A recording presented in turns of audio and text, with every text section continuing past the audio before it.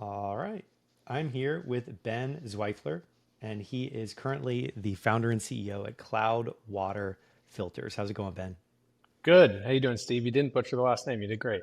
Yeah, I did my best. I did my best. And after we fumbled around here to get the recording done on my end, many mistakes being made on the recording, we are here now. And I'm excited to get into your kind of big acquisition story. But before we do, I want to talk about your background and then definitely Shark Tank.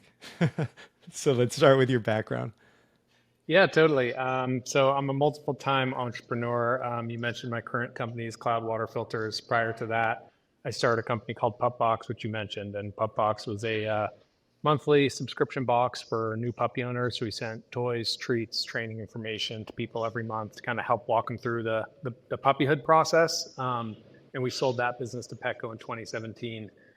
Before I started PupBox, I was just a young entrepreneur. I had several jobs out of college. I graduated college in like 2009, so it was right in the midst of the financial meltdown that was going on. And I kind of bounced around. I worked for a couple different startups, but I was a bit of a nomad, and I just picked up a lot of skills from digital marketing to some product management stuff to sales, you know. And so I kind of got the entrepreneurial itch in my mid 20s, and I said, you know what, I feel like I know enough to go and do this myself, you know. Hindsight's 2020. I didn't actually know anything, but I'm, you know, you kind of learn by doing. So my wife and I we had just gotten a new puppy, and we didn't have any idea what we were doing. So we were just kind of fumbling around puppyhood.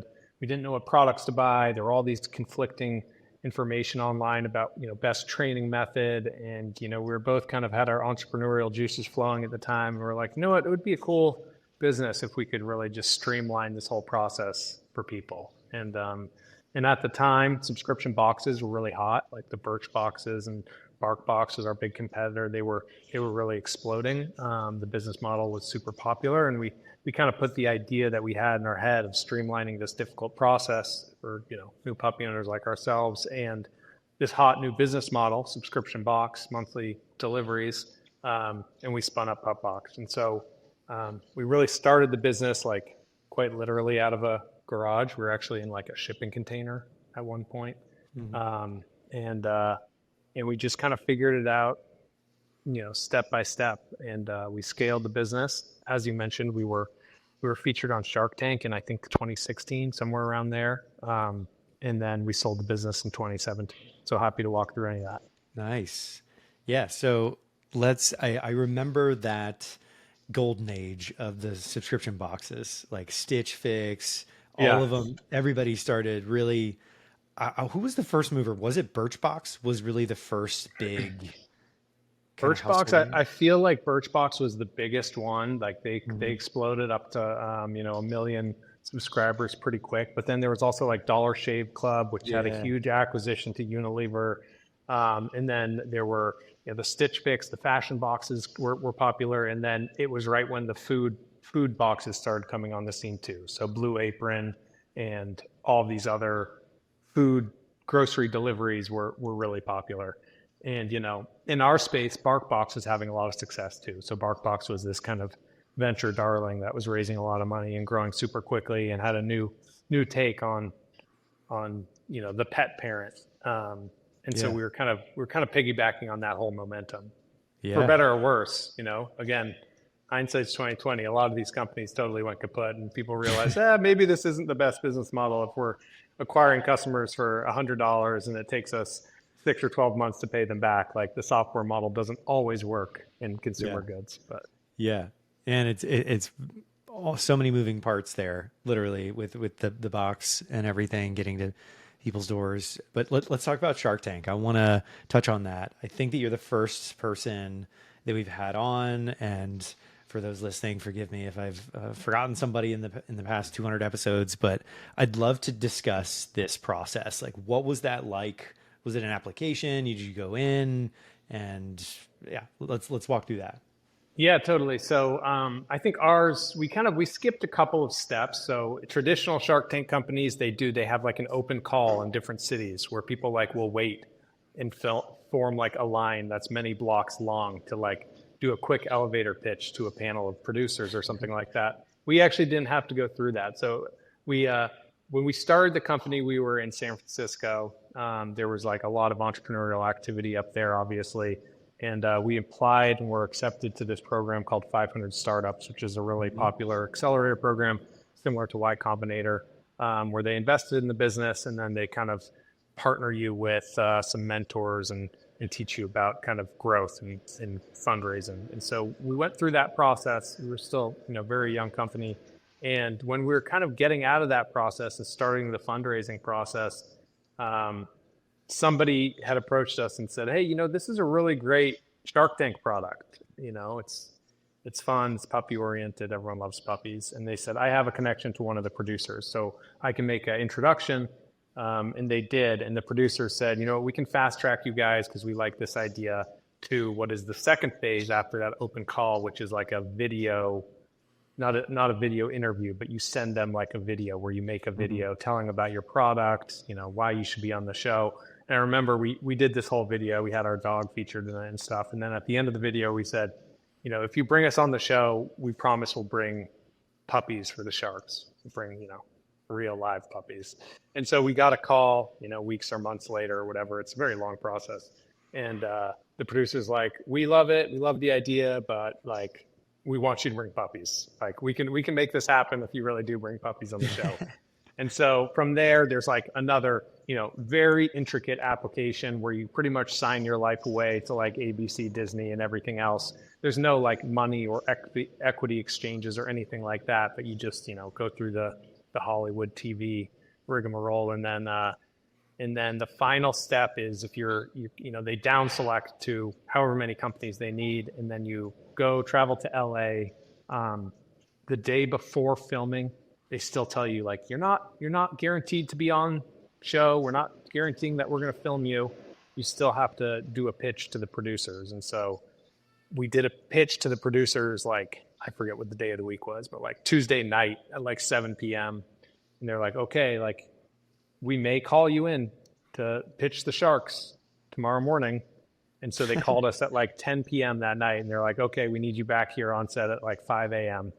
for hair and makeup. And so we get there and yeah, I mean, it's surreal. It's you walk in, it looks just like it does in the show. They have like the big doors in the hallway and the doors open and the sharks are all just sitting there and they look like they do on TV. And it's a lot. And you have your little 60-second pitch of what the product is. And then they just get right into questions and Q&A. And it was like rapid fire. They were just talking over each other. It was absolute mayhem. And the thing I don't think people realize is that you're actually up there much longer than they show. So we were up there pitching for like 45 minutes, maybe more like an hour. And they cut everything down to 12 minutes. And they do tend to move things around. So like we got an offer from 3 of the 4 sharks. The only one we didn't get an offer from was Mark Cuban. And like when they filmed it, Mark went out last. He's like, don't love subscription boxes. You already have 3 offers on the table. I'm holding a puppy, so I really have no idea what you're talking about. It's very distracted. And so I'm out. And then when we watched the show, they put him out first, like right before a commercial break. It was just like, I don't like subscriptions. I'm out. Dun, dun, dun. And so they play with it a little bit. But yeah, that was kind of the experience. And then we got a deal with Robert. We worked with his team through diligence. We actually closed a deal with him. It's also like very common for a company to take a deal on the show and then not end up closing it after they get through the due diligence process. So we actually did close a deal with him. We worked with his team. After the show, we ended up filming an update, and that update aired as well about a year later. And then shortly after the update aired, we were acquired by Petco. I don't think any of the Shark Tank stuff is necessarily related to the acquisition, but it was fun, and it definitely gave the business a nice boost in customer acquisition and kind of got us on the map with some publicity and stuff like that. But yeah. Very cool. Very cool. And when it came to, before we start getting into the acquisition, I want to talk about like the boost from the show. Like when it aired, What did you guys see on your end in terms of like website traffic? What was the result? Well, it was a little anticlimactic for us because you hear these stories of like websites just exploding Yeah. and crashing the site and just endless sales. We didn't really have that experience. I mean, we definitely saw like a huge spike in traffic that we were like well prepared for. I mean, we were an e-commerce company, so we had in-house, dev to support like the technical piece. We didn't have any issues there. We definitely saw a big spike in orders, but it wasn't nearly as much as like we had heard from some other companies.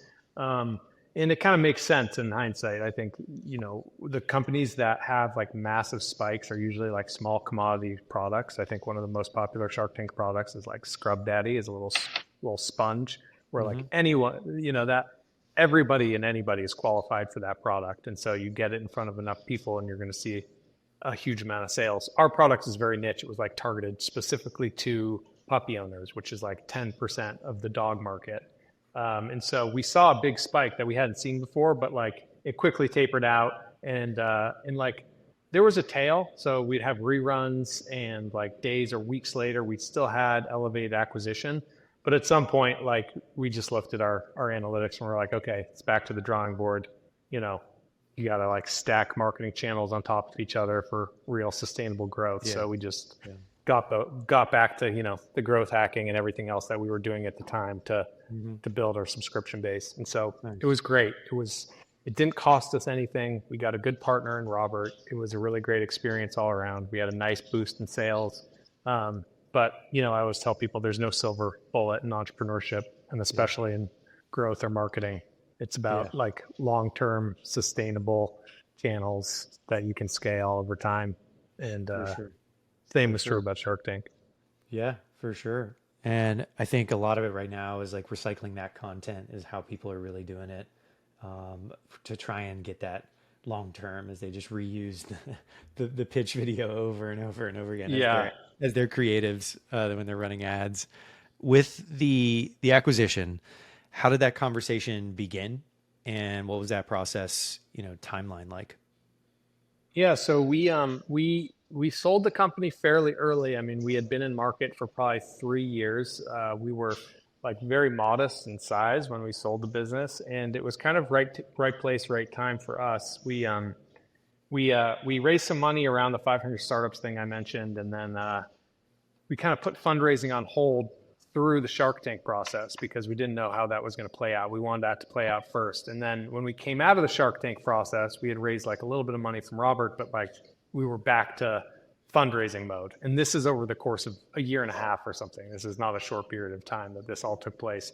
And so I was back kind of on the road, just pitching angels and VCs the vision. And, the vision was really, we wanted to be the go-to puppy brand. We wanted to be like the Gerber, or the honest company for puppies, and make our own products and do all this. And so there was some traction there, but we realized, to really get this thing to fly, it would behoove us to talk to some strategics. And so we were, at the time, had already moved back to San Diego, which is where I'm from, and that's where Petco is headquartered.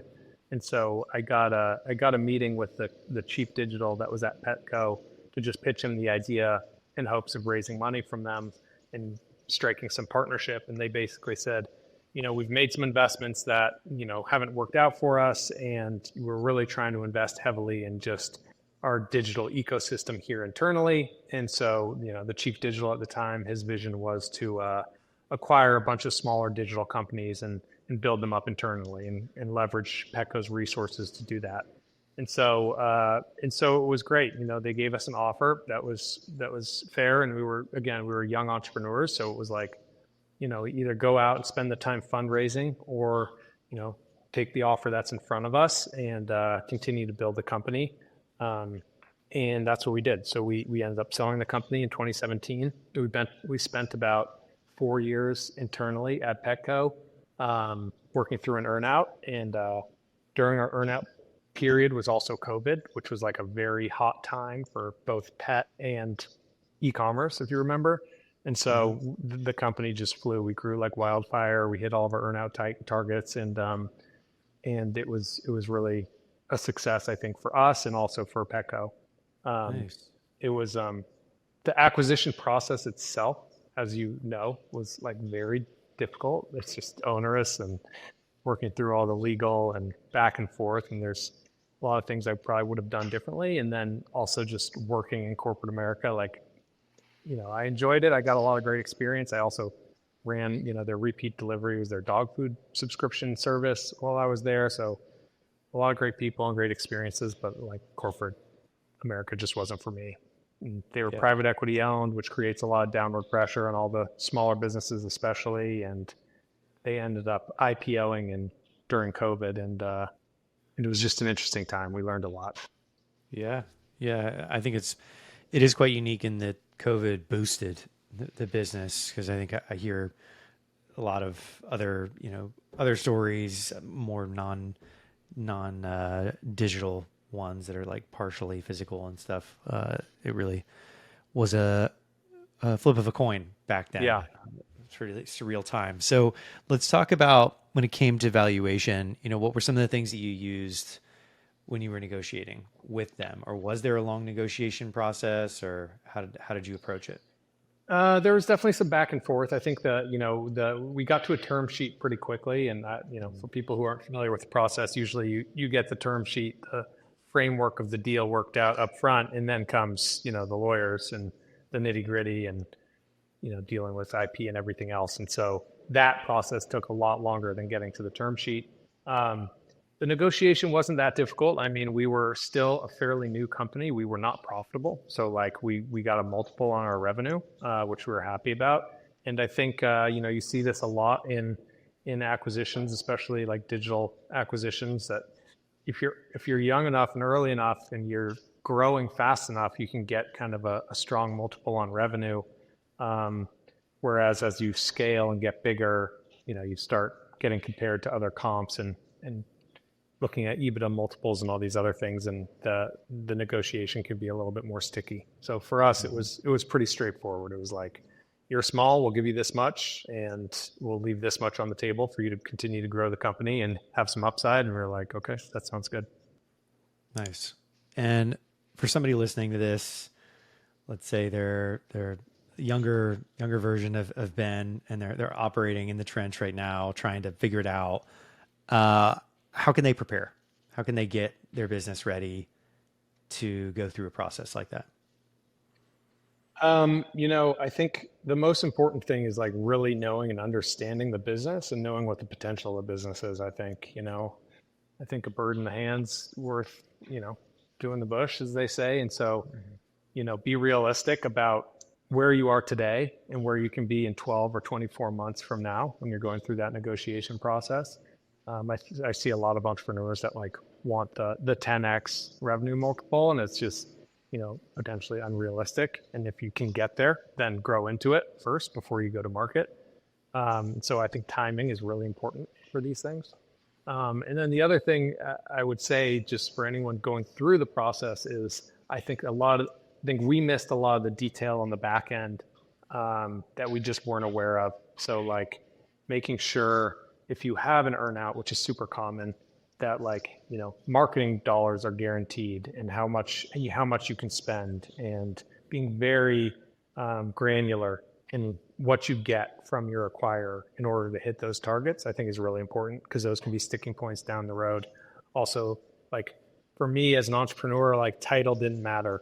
I was like, I don't care, give me whatever title you want. But once you get into that corporate environment, your title, or wherever you fall in the larger hierarchy, means a whole lot, because you then have the decision-making power, or you don't, to make decisions. And as an entrepreneur, I was used to making and the CEO used to making every decision for the business. And once you have to start running it up a corporate ladder, things get very complicated very quickly, and your hands get tied. So just knowing what those gotchas are, and then working through those in the deal process, I think is super, super important. Yeah. But yeah, I mean, like, I think, I had, some other entrepreneurial endeavors prior to PupBox, but this was, I was still a super young entrepreneur. Like now, with my current business, our forecast and our P&L and just all of our bookkeeping and everything is like much cleaner. Like if somebody comes knocking, will be in a place to just hand over a package. Whereas with that business, it was more of a, let's figure this out now versus being prepared. And so you could definitely, as an entrepreneur, get in front of that, clean things up. Yeah. I wouldn't even Yeah, say yeah. it's an account. I wouldn't even say it's an accounting thing, but just like from a model and a forecast standpoint, like really know your business, know what the levers are, know what your acquisition costs are if you're a digital business, know how long your customers are going to be sticking around, because then you can come to the negotiating table and say like, this is where I'm going to be in 24 months. And so like, I don't want to be valued off today. I want to be valued off 12 or 24 months down the road. Mm-hmm. And it's cool that you were going through 500 as well, because the people that you met there and you got to interact with like-minded entrepreneurs, I would imagine that you could kind of lean on those relationships too, to kind of talk to them about like making the exact example that you said, a bird in the hand is better than two in the bush. Because as a young entrepreneur, just that education alone of going through an exit is so valuable. And I remember one of my mentors years ago asked me like, okay, well, if you sell this one, are you going to do it again? And I still think about that like to this day, because when I was in the moment, I was just like, oh, well, I'm focused on this. And if you just pause and say like, yeah, I am going to do it again in the future, like I can do this again after a beat, and take a little break. But there's so much logic to just learning that whole process after, doing something like 500 and being a young entrepreneur. There's a lot of smarts there. Yeah, we learned a ton. And I mean, you're right. Like going back, we went back to a lot of our mentors there and smart people who had done this before. And they gave us a lot of advice that a lot of it, unfortunately, we ignored. We should have listened to more, right? Like as an entrepreneur, I'm always falling forward, like trying to, push things on to the next level or whatever it is. But, one thing I remember somebody saying is like, it was right when we got the term sheet, and I was just super excited to have a term sheet and to be progressing through the deal. And one of the mentors, I think from 500, was like, go get another offer. Go get another offer. I don't care who it's from. I don't care if it's less, but you can't negotiate unless you have another offer on the table. And I kind of brushed it aside and ignored him. In hindsight, again, is like, definitely try and get more than one offer. That's the best way to drive up a sales price. And there was a couple things like that, some of the 500 mentors like, this is a really solid offer, like, but what's the comp structure look like? Have we penciled that out over the earnout period? Like, what's this look like if you go and raise money at this valuation and give yourself half of that comp? Like, what's your outcome going to look like? So a lot of those things, and really thinking through downstream what life's going to look like is super important. And something that I think, I don't know, maybe it's just me, but as entrepreneurs, I think we're very trained to like live in the moment, put out fires, get that deal done, whatever it might be, versus, people who work in other sectors or whatever, take a step back and think about it a little more. I try to do very little thinking. Well, we've definitely touched on a lot. You already answered timing. I was going to ask about timing, but we basically dove completely through that with why it was the right time. And COVID, obviously a clear sticking point for many, but it was like an accelerant for you, which is really cool to hear that, and that it really blew up there. I wanted to talk about something we were talking about before we were recording, that the business was sold again. You said like after the earnout period, what happened there, and how long after the earnout did it sell again? Yeah, and I mean, it did. The Petco sold the business to FabFitFun, which is another subscription box business, and that happened probably a year ago. And we were totally not part of that process whatsoever, which was also very shocking. Like we found out after the fact. I don't know if the deal had been made public, but it was a done deal. And I think the CEO of FabFitFun reached out and was like, "Hey, we're buying your business. Like, just wanted to introduce myself." It's really weird because like that's your baby, right? It's like you're so attached to that business, and then to hear that it's like kind of just being bought and sold and is really interesting. And again, I don't have a whole lot of context behind the acquisition, but I think Petco has gone through a lot of changes, and they're an old school traditional brick and mortar retailer, and I think they are doubling down on some of their store strategies. And so I think these little bits and pieces, they become a distraction more than anything. So I think Mm. they put PupBox in a better home, a digital first company that has really succeeded in the subscription box space that could, manage the fulfillment, manage the customer experience and all that. So I don't know how it's doing, but I hope it's thriving. And I know they've kept a lot of all the brand stuff alive. I still like get the emails that I like personally created, 10 years ago. So it's withstood the test of time, which is great. Yeah. And yeah, I mean, I wish them all the best, obviously, but it's also crazy, after you leave, like after the earnout period was complete, it takes a while to decompress, as you likely know. But then, I was used to waking up in the morning, checking analytics immediately and checking on sales, tracking sales throughout the day, every day for years, like 8 years or something like that. And then for it to just all stop is a really weird feeling. And it takes a while to decompress and distance yourself from that. But once you do, it kind of, like an ex-girlfriend, it kind of just like fades into the distance. It's just kind of a distant memory. It's not an active piece of your life. And so you really don't spend a whole lot of time thinking about it. Or at least that's the hope. Yeah. Yeah. And I think with the earnout period too, there's a little bit of a gradual disconnect from it. I think a lot of the abrupt ones where people were, pulling a decent salary, they increased maybe their lifestyle and everything. Then all of a sudden that abrupt change can kind of crash down a year or two out, where it wasn't projected for Totally. their income kind of going away. But I think there's a lot of really cool pieces around this story, especially with the brick and mortar businesses of buying a subscription and then sort of selling it to a digital first company, almost like a leapfrog to get to a digital first. Because FabFitFun is a great company. I know I worked with them years ago, and yeah, that's a great business to be associated with from your previous company. But that leads to the finale. Knowing what you know now, what would you tell Ben 10 years ago? I think, the biggest thing about entrepreneurship, and I truly believe this, is like you kind of have to be a cockroach if you're going to be a founder. It's all about survival. There's so many ups and downs, growth periods, lulls, and it's really emotionally draining. And you really have to have the emotional and mental fortitude to stick it out. And if you stick it out for long enough, good things really do happen.